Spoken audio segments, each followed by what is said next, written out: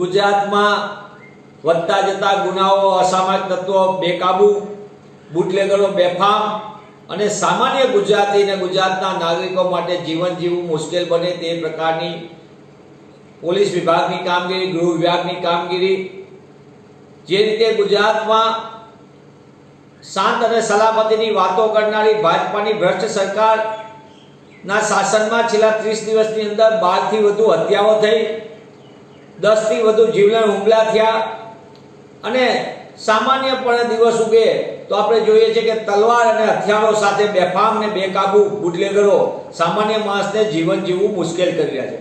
વેપાર ઉદ્યોગ વાળા સલામત નથી, રસ્તા ઉપર જતો રાહદારી સલામત નથી અને છેવટે જેની સામે રક્ષણની જવાબદારી છે જેમની, એ રક્ષકો પણ સલામત નથી. એ ઘટના પણ આપણે સુરેન્દ્રનગરની અંદર જોયું કે બુટલેગરો કઈ રીતે એક પોલીસ અધિકારીની હત્યા કરી. અને આ ગુજરાત માટે નવું એટલા માટે નથી કે ગુજરાતમાં રોજ કરોડો લીટર દારૂ ઠલવાય, અબજો રૂપિયાની ડ્રગ્સ ઠલવાય અને છતાં સરકારના ગૃહ રાજ્યમંત્રી શ્રી મોટા પાયે શીખી મારે કાયદામાં રહેશો તો ફાયદામાં રહેશો. હું આપના માધ્યમથી પૂછવા માંગુ છું, કાયદો કોના માટે છે? સામાન્ય નાગરિક માટે. અને ફાયદો કોના માટે? બુટલેગરો અને અસામાજિક તત્વો માટે. શરમ કરો. હવે સત્તામાં રહીને ખાલી શેખી મારવા કરતા ગુજરાતમાં કાયદો વ્યવસ્થાની કથરેલી સ્થિતિ ઉપર તમે મૂલ્યાંકન કરો.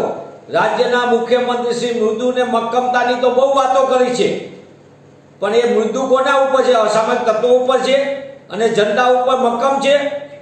એમને તો ખરેખર મુખ્યમંત્રીશ્રીએ સીધી જવાબદારી લેવી જોઈએ કે રાજ્યની અંદર ગુજરાતમાં રોજ 6 દીકરીઓ, મહિલાઓ ઉપર દુષ્કર્મની ઘટના બને છે.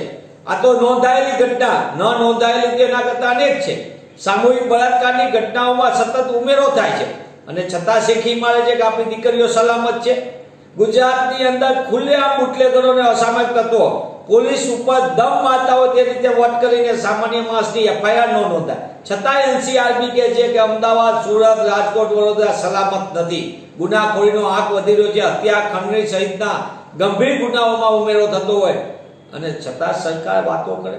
હું ભારતીય જનતા પાર્ટીના ભ્રષ્ટ શાસકોને એની સરકારને પૂછવા માંગુ છું, શા માટે ગુજરાતીઓને તમે મોતને ઘાટ થાય એ સ્થિતિનું નિર્માણ કર્યું છે? શા માટે પોલીસ તંત્ર સામાન્ય માણસને ડરાવે છે અને બુટલેગરોને મજા કરાવી રહી છે? આનો પણ જવાબ એમને આપવો જોઈએ. ગુજરાતમાં બનેલી સતત વધતી જતી ગુનાખોરી માટે જો સરકાર સમયસર પગલાં નહીં ભરે હવે અને ગૃહ વિભાગ હવે જાગશે નહીં તો ગુજરાતની સ્થિતિ બિહાર અને યુપી કરતાં પણ ખરાબ થઈ જશે.